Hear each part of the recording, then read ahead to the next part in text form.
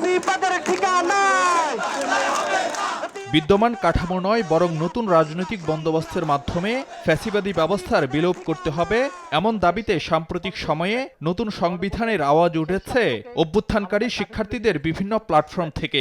জনগণের হাজার হাজার মঙ্গলবার জাতীয় সংসদ ভবনে সংবিধান সংস্কার কমিশনের কাছে নিজেদের আনুষ্ঠানিক প্রস্তাবনা তুলে ধরে জাতীয় নাগরিক কমিটির ৭ সদস্যের প্রতিনিধি দল। ১.৫ ঘণ্টাব্যাপী মতবিনিময়ে সংস্কার নয় গণপরিষদ নির্বাচনের মাধ্যমে নতুন সংবিধান প্রণয়নের দাবি জানানো হয়। সরকারের মেয়াদ হবে ৪ বছর। একই ব্যক্তি থাকতে পারবেন না প্রধানমন্ত্রী, সংসদ নেতা ও দলীয় প্রধান পদে। রাষ্ট্রপতি নির্বাচন হতে হবে সরাসরি ভোটে। রাষ্ট্রপতি ও প্রধানমন্ত্রী হওয়া যাবে সর্বোচ্চ ২ বার। স্থানীয় সরকার নির্বাচনে দলীয় প্রতীক না রাখা সহ ৬৯ দফা লিখিত প্রস্তাবনা তুলে ধরে জাতীয় নাগরিক কমিটি। আমরা সংস্কার নয় পুনর্লিখনে বিশ্বাস করি।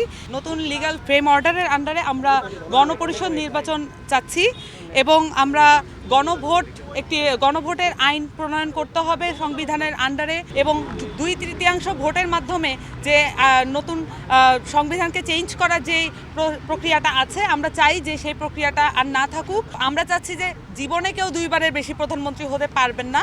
অর্ধেক পাউডারে দ্বিগুণ উজ্জ্বলতা। নতুন রিন অ্যাডভান্সড অর্ধেক পাউডারে দ্বিগুণ উজ্জ্বলতা।